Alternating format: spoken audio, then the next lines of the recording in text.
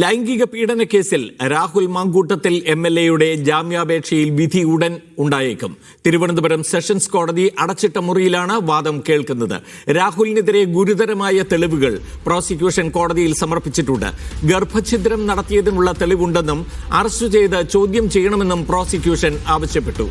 ഉഭയസമ്മതപ്രകാരമുള്ള ബന്ധമാണ് യുവതിയുമായി ഉള്ളതെന്നും ഗർഭഛിദ്രത്തിന് മരുന്ന് കഴിക്കാൻ താൻ നിർബന്ധിച്ചിട്ടില്ലെന്നും രാഹുൽ വാദിച്ചു. അതിജീവിതയ്ക്ക് പീഡനം നടന്നുവെന്ന് പറയുന്ന കാലയളവിൽ പോലീസുമായി ബന്ധമുണ്ടെന്നും രാഹുൽ ആരോപിച്ചു.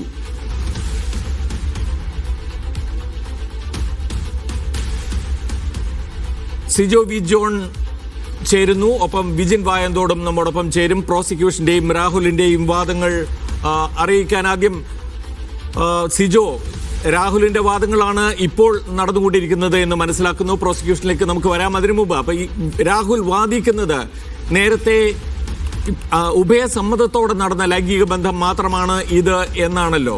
അതിന് എന്തൊക്കെ തരത്തിലുള്ള തെളിവുകൾ അല്ലെങ്കിൽ സാഹചര്യങ്ങൾ രാഹുൽ എടുത്തു പറയുന്നുണ്ട്?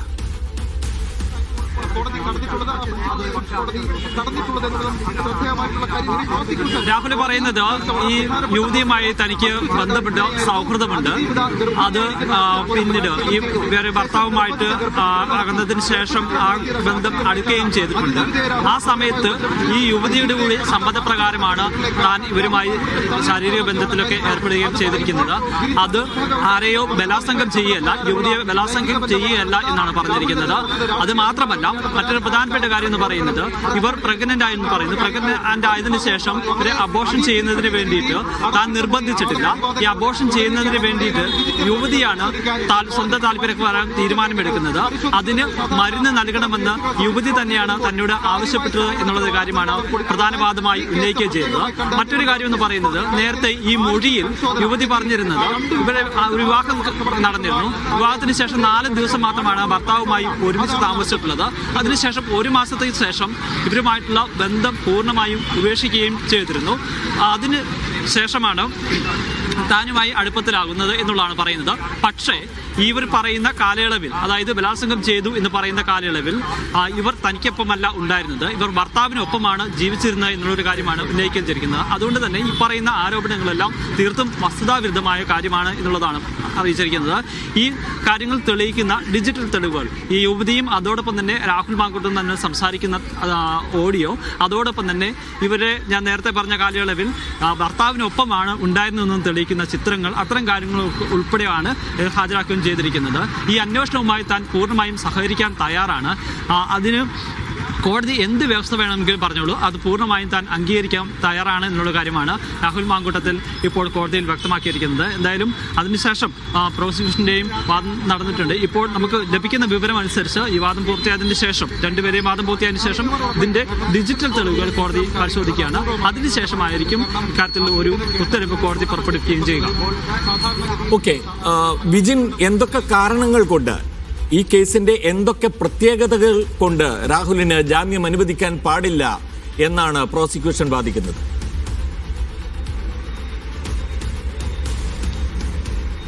പ്രമോദ്, ഇക്കാര്യത്തിൽ വിശദമായ റിപ്പോർട്ട് പ്രോസിക്യൂഷൻ ഇപ്പോൾ കോടതിയിൽ സമർപ്പിച്ചിട്ടുണ്ട്. അടച്ചിട്ട മുറിയിൽ പ്രോസിക്യൂഷന്റെയും ഒപ്പം തന്നെ രാഹുലിന്റെയും ആവശ്യപ്രകാരമാണ് വാദം നിലവിൽ നടന്നുകൊണ്ടിരിക്കുന്നത്. പ്രോസിക്യൂഷൻ റിപ്പോർട്ടിൽ ഗുരുതരമായ തരത്തിലുള്ള കാര്യങ്ങൾ തന്നെയാണ് നിലവിൽ ഇപ്പോൾ പ്രോസിക്യൂഷൻ കോടതിയിൽ നൽകിയ റിപ്പോർട്ടിൽ പറയുന്നത്.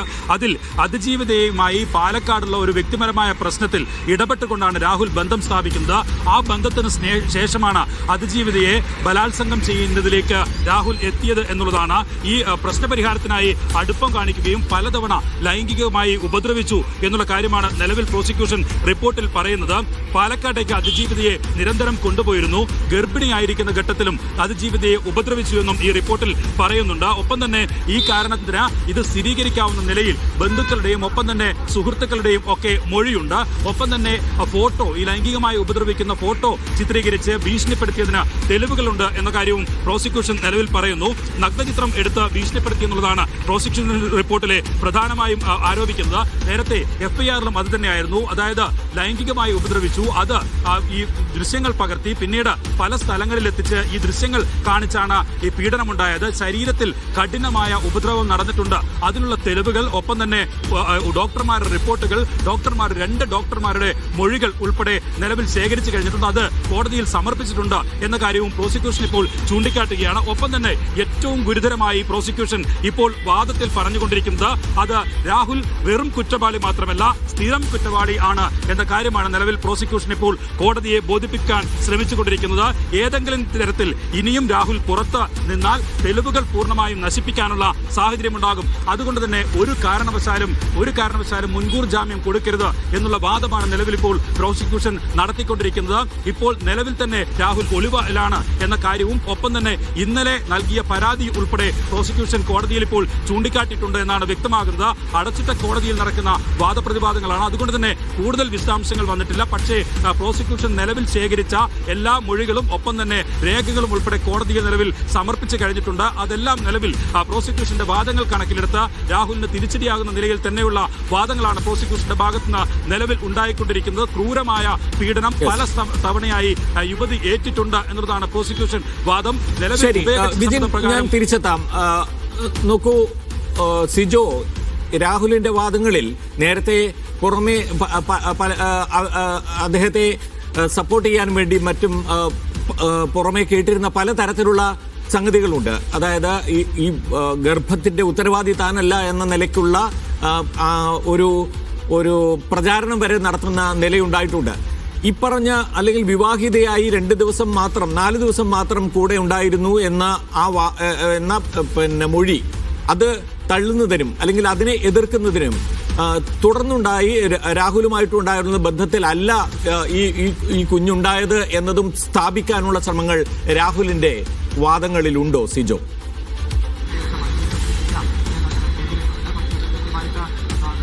രാഹുൽ അക്കാര്യത്തിൽ ഊന്നി തന്നെയാണ് വാദം മുന്നോട്ട് കൊണ്ടുപോകുന്നത്. കാരണം ഈ മൊഴിയിൽ പറഞ്ഞിരിക്കുന്നത് ഇവരുടെ വിവാഹം ചെയ്തതിനു ശേഷം വെറും 4 ദിവസം മാത്രമാണ് ഭർത്താവ് ഒരുമിച്ച് ജീവിച്ചിട്ടുള്ളത്.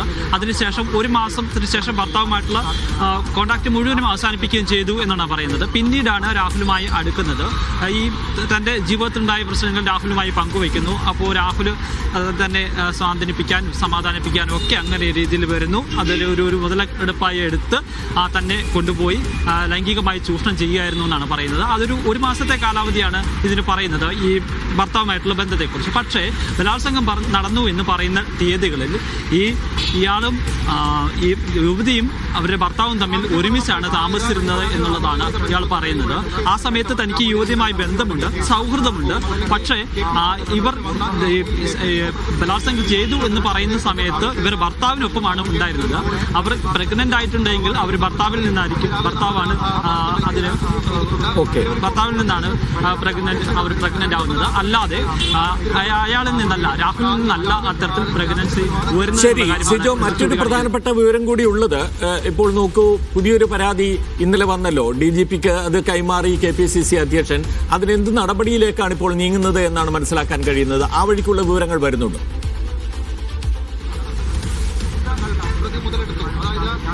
ഇന്നലെ ഉച്ചയ്ക്ക് 1:45 KPCC നേതൃത്വത്തിന്, KPCC പ്രസിഡന്റിന് ഇത്തരത്തിലുള്ള ഒരു മെയിൽ ലഭിക്കുന്നത്. അത് 1 മണിക്കൂറിനുള്ളിൽ തന്നെ KPCC നേതൃത്വം അത് DGPക്ക് കൊടുക്കുകയും ചെയ്തു. DGP അത് ഇപ്പോൾ നിലവിൽ ഈ കേസ് അന്വേഷിക്കുന്ന പ്രത്യേക അന്വേഷണ സംഘത്തിന് കൈമാറിയിരിക്കുകയാണ്. ഈ പരാതി നൽകിയ യുവതിയെ കണ്ടെത്തുക എന്ന നടപടികളിലേക്ക് ഈ അന്വേഷണ സംഘം കടന്നിട്ടുണ്ട്. ഇവരെ ഇനി നേരിൽ കാണും. നേരിൽ കണ്ടതിന് ശേഷം ഇവരോട് കേസുമായി മുന്നോട്ട് പോകാനുള്ള താല്പര്യമുണ്ടോ എന്ന് ചോദിക്കും. അങ്ങനെയാണെന്നുണ്ടെങ്കിൽ വിശദമായ മൊഴി ഇവിടെ രേഖപ്പെടുത്തും. പിന്നീട് ഏതൊക്കെ സ്ഥലങ്ങളിൽ വെച്ചാണ് ഇവരെ ബലാത്സംഗം ചെയ്തിട്ടുള്ളത്, എവിടെയൊക്കെയാണ് രാഹുൽ കൊണ്ടുപോയിട്ടുള്ളത്, അന്ന് വിവരങ്ങൾ എടുക്കേണ്ടതുണ്ട്. അത്തരം തെളിവുകൾ കൂടി ശേഖരിച്ചതിന് ശേഷം, പ്രാഥമിക വിവരങ്ങളാണ്, അത്തരം വിവരങ്ങൾ കൂടി ശേഖരിച്ചതിന് ശേഷം കേസ് രജിസ്റ്റർ ചെയ്യും. സ്വാഭാവികമായും ഗുരുതരമായ വകുപ്പുകൾ തന്നെ ഉണ്ടാകുമെന്നുള്ളതാണ് നമ്മൾ പ്രതീക്ഷിക്കപ്പെടുന്നത്. കാരണം അവരെ ഇടപെടുകയാണ് സിജോ. ഇപ്പോൾ മനസ്സിലാക്കാൻ സാധിക്കുന്നത് പറയുന്നത് രാഹുൽ മാങ്കൂട്ടത്തിലിന്റെ മുൻകൂർ ജാമ്യാപേക്ഷയിൽ വാദം പൂർത്തിയായി കഴിഞ്ഞിരിക്കുകയാണ്. അതായത് രാഹുലിന്റെ വാദവും പ്രോസിക്യൂഷന്റെ വാദവും പൂർത്തിയായി കഴിഞ്ഞു. ഇതുമായി ബന്ധപ്പെട്ട പ്രോസിക്യൂഷൻ സമർപ്പിച്ച ഡിജിറ്റൽ തെളിവുകൾ പരിശോധിച്ചു കഴിഞ്ഞു കോടതി എന്നുള്ളതാണ്.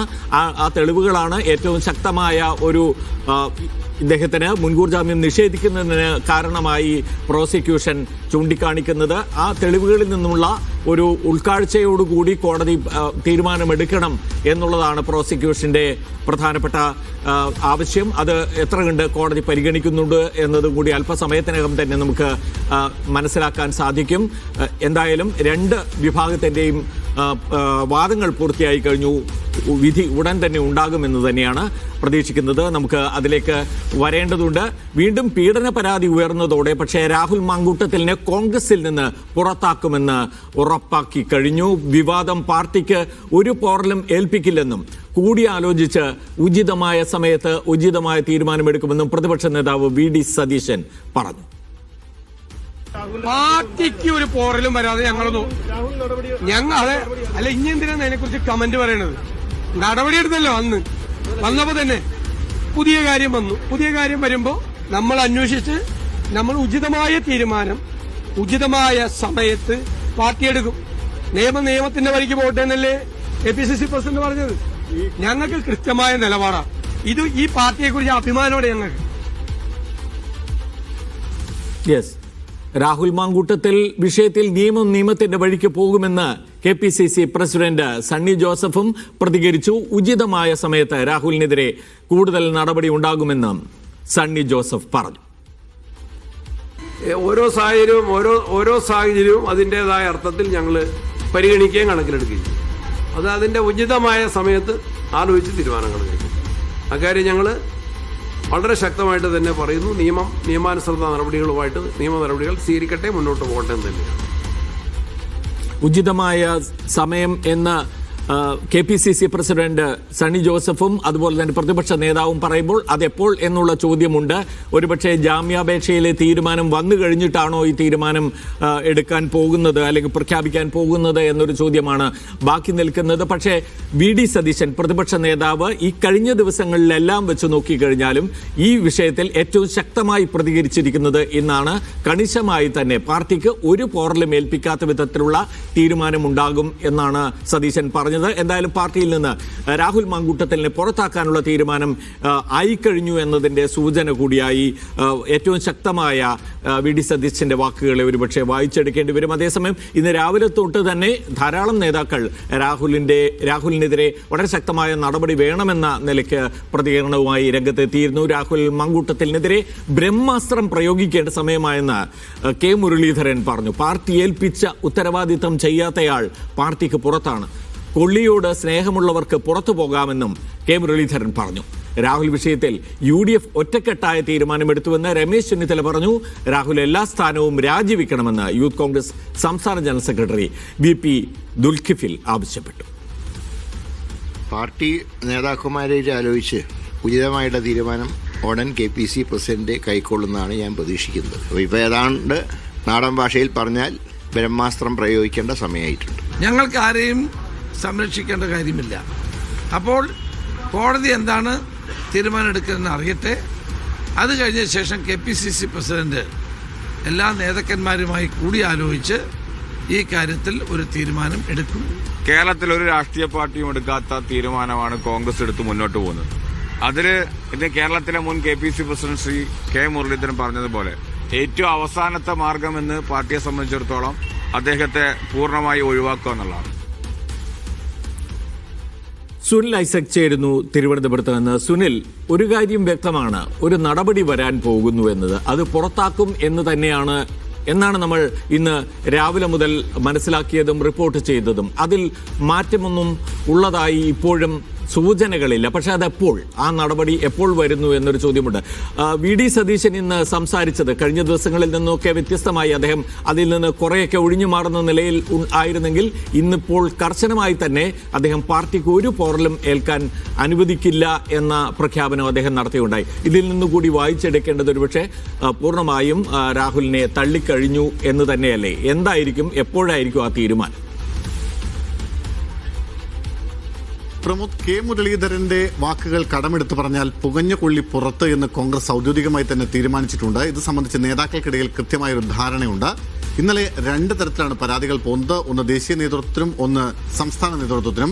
പരാതി കിട്ടിയതിന് പിന്നാലെ തന്നെ രാഹുൽ ഗാന്ധിയുടെ ഓഫീസ് ഈ വിഷയത്തിൽ എന്ത് നടപടിയെടുത്തുവെന്ന് സംസ്ഥാന നേതാക്കളോട് ആരാഞ്ഞിരുന്നു.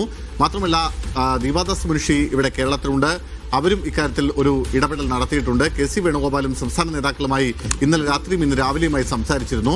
VD സതീശൻ പ്രതിപക്ഷ നേതാവ്, അതുപോലെ KPCC അധ്യക്ഷൻ രമേശ് ചെന്നിത്തല, K മുരളീധരൻ തുടങ്ങിയ പ്രധാനപ്പെട്ട നേതാക്കളെല്ലാം ഈ വിഷയത്തിൽ ആശയവിനിമയം നടത്തുകയും ഒടുവിൽ രാഹുൽ ഇനി പാർട്ടിയിൽ വേണ്ട, പുറത്താക്കാമെന്നൊരു തീരുമാനത്തിലേക്ക് എത്തുകയും ചെയ്തിട്ടുണ്ട്. അത് പക്ഷേ ഇന്ന് രാവിലെ നടത്തിയ വാർത്താ സമ്മേളനത്തിലോ അല്ലെങ്കിൽ അതിന് മുൻപോ പ്രഖ്യാപനം ഉണ്ടാകുമെന്നായിരുന്നു കോൺഗ്രസിന്റെ അടുത്ത വൃത്തങ്ങളിൽ നിന്ന് നമുക്ക് ലഭിച്ചിരുന്ന വിവരം. അതനുസരിച്ചാണ് നമ്മൾ അത്തരത്തിൽ വാർത്ത റിപ്പോർട്ട് ചെയ്യുകയും ചെയ്തത്. പക്ഷേ ആ തീരുമാനത്തിൽ നിന്ന് ചെറിയ തോതിലൊരു പിന്നോക്കം പോക്ക് ആ പാർട്ടിയുടെ ഭാഗത്തുനിന്ന് ഉണ്ടായിട്ടുണ്ട്. പക്ഷെ ആ തീരുമാനത്തിൽ ഏതെങ്കിലും തരത്തിലുള്ള പിന്നോട്ട് പോക്ക് കോൺഗ്രസ് പാർട്ടിക്ക് ഉണ്ടായിട്ടില്ല. ആ തീരുമാനം നടപ്പിലാക്കുക തന്നെ ചെയ്യും. പക്ഷേ ഇപ്പോൾ നേരത്തെ സംസാരിക്കുമ്പോൾ പറഞ്ഞത് മുൻകൂർ ജാമ്യ ഹർജിയിൽ തീരുമാനം അനുകൂലമാകുമോ ഇല്ലയോ എന്ന കാര്യത്തിൽ പാർട്ടി നേതൃത്വം അക്കാര്യത്തിൽ ഒരു തീരുമാനം എടുക്കേണ്ടതില്ല, അല്ലെങ്കിൽ അതിന് കാത്തു നിൽക്കേണ്ട കാര്യമില്ല. പകരം തീരുമാനത്തിൽ ഉറച്ചു നിൽക്കാം, രാഹുലിന് പാർട്ടിയിൽ വേണ്ട. അതിന് പല കാരണങ്ങൾ നേതാക്കൾ പറയുന്നുണ്ട്. അത് മുന്നണിക്കുള്ളിൽ നിന്ന് തന്നെ ഈ വിഷയത്തിൽ വലിയ എതിർപ്പുണ്ടാവുന്നുണ്ട്. കാരണം തദ്ദേശ തെരഞ്ഞെടുപ്പിന്റെ 1-ാം ഘട്ടം 9-ാം തീയതിയാണ്.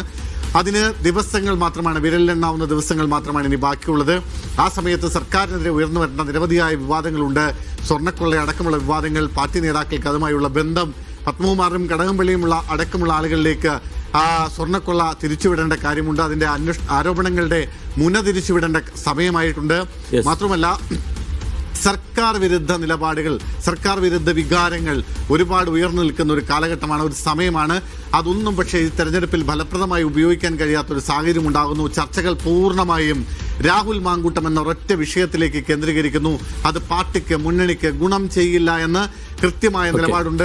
അത്തരമൊരു വിലയിരുത്തലിലേക്ക് മുന്നണി നേതാക്കൾ അടക്കമുള്ളവർ എത്തിയിട്ടുണ്ട്. ലീഗ് അടക്കമുള്ള പ്രധാനപ്പെട്ട കക്ഷികളൊക്കെ ഈ വിഷയത്തിൽ അവരുടെ അതൃപ്തി നേതാക്കളെ അറിയിച്ചു കഴിയുകയും ചെയ്തിട്ടുണ്ട്.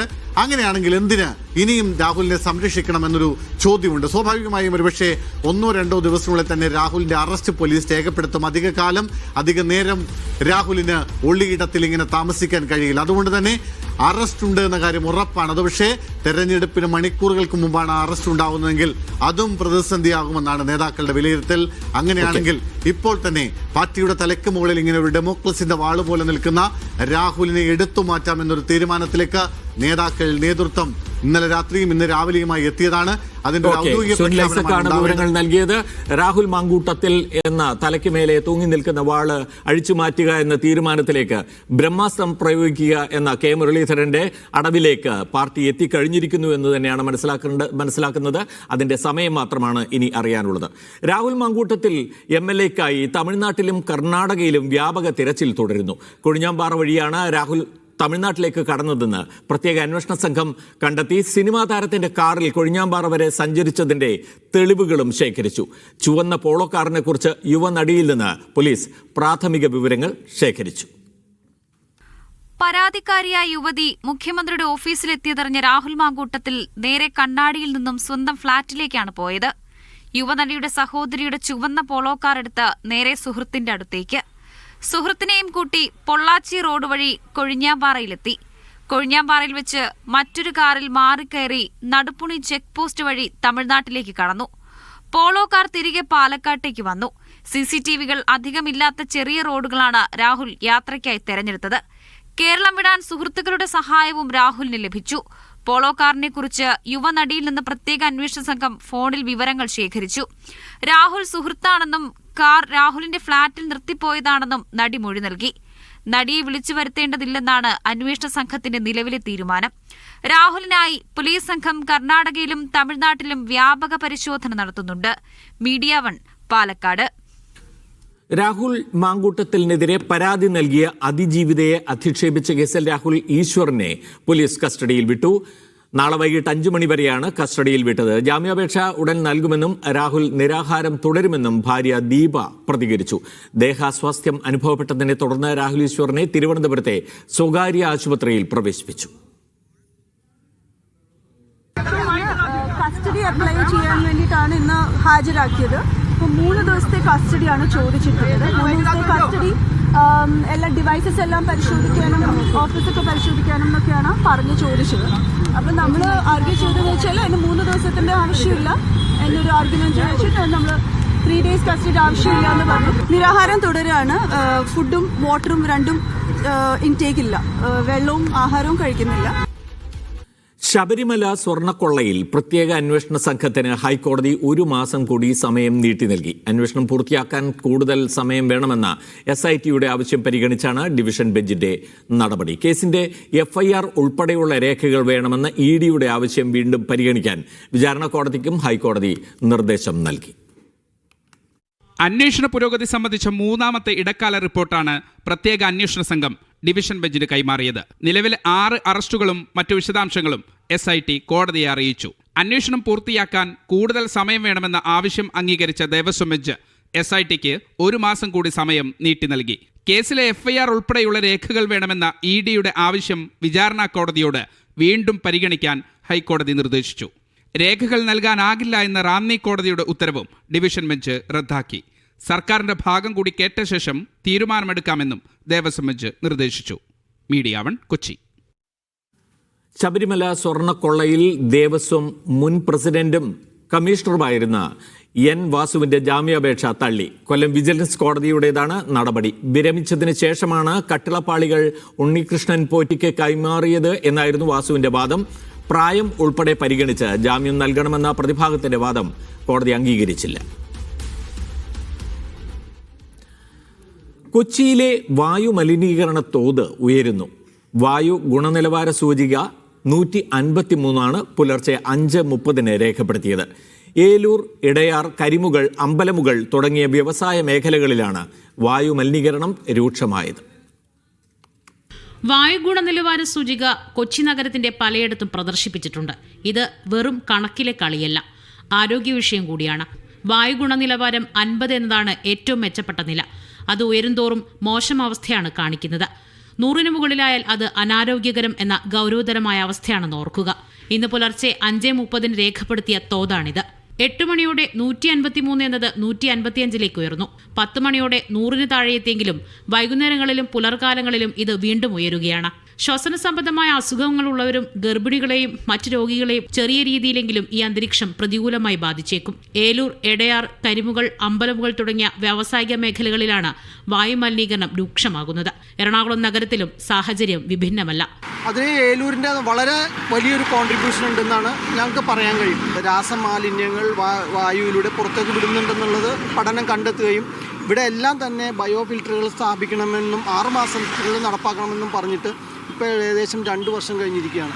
ഇതുവരെ അതിനെതിരെ കൃത്യമായ നടപടി സ്വീകരിക്കാനോ അത് മലിനീകരണ നിയന്ത്രണത്തിന് വേണ്ടിയുള്ള സംവിധാനങ്ങൾ ഒരുക്കാനോ കമ്പനികൾ തയ്യാറായിട്ടില്ല. വായു ഗുണനിലവാരം കുറയുന്നതും ഡിസംബറിന്റെ തണുപ്പും ഒരുമിച്ചായതോടെ രാവിലെയും വൈകുന്നേരവും പുകമഞ്ഞിന് സമാനമായ സാഹചര്യമാണുള്ളത്. അന്തരീക്ഷ മലിനീകരണം വർദ്ധിച്ചതാണ് നിലവിലെ അവസ്ഥയ്ക്ക് കാരണമെന്ന് ഗവേഷകർ ചൂണ്ടിക്കാട്ടുന്നു. മോസ്നാസോ, മീഡിയ 1 കൊച്ചി. ഡൽഹിയിൽ വായു മലിനീകരണം രൂക്ഷമായി തുടരുന്നു. വായു ഗുണനിലവാര സൂചിക വീണ്ടും 400 മുകളിലെത്തി. വെള്ളിയാഴ്ച ശീതതരംഗത്തിന് സാധ്യതയുണ്ടെന്നും കാലാവസ്ഥാ നിരീക്ഷണ കേന്ദ്രം അറിയിച്ചു. മലിനീകരണം രൂക്ഷമായ സാഹചര്യത്തിൽ കർശന നടപടികൾ സ്വീകരിക്കണമെന്ന് ഉദ്യോഗസ്ഥർക്ക് ഡൽഹി മുനിസിപ്പൽ കോർപ്പറേഷൻ നിർദ്ദേശം നൽകി. നേമത്തെ BJPയുടെ അക്കൗണ്ട് ഒരിക്കലും തുറക്കാൻ കഴിയാത്ത തരത്തിൽ പൂട്ടിച്ചിട്ടുണ്ടെന്ന് മന്ത്രി V. ശിവൻകുട്ടി. ഇനി ആര് വിചാരിച്ചാലും അത് തുറക്കാൻ കഴിയില്ല. നേമത്ത് മത്സരിക്കുമെന്ന രാജീവ് ചന്ദ്രശേഖരന്റെ പ്രഖ്യാപനത്തിന് പിന്നാലെയാണ് ശിവൻകുട്ടിയുടെ പ്രതികരണം. നേമത്ത് BJPയുടെ അക്കൗണ്ട് ക്ലോസ് ചെയ്തത് ഇനി ഒരിക്കലും തുറക്കാൻ പറ്റാത്ത രൂപത്തിൽ പൂട്ടിയേക്ക്. അതുകൊണ്ട് ഇനിയിപ്പോൾ തുറക്കാൻ പ്രയാസമായിരിക്കും.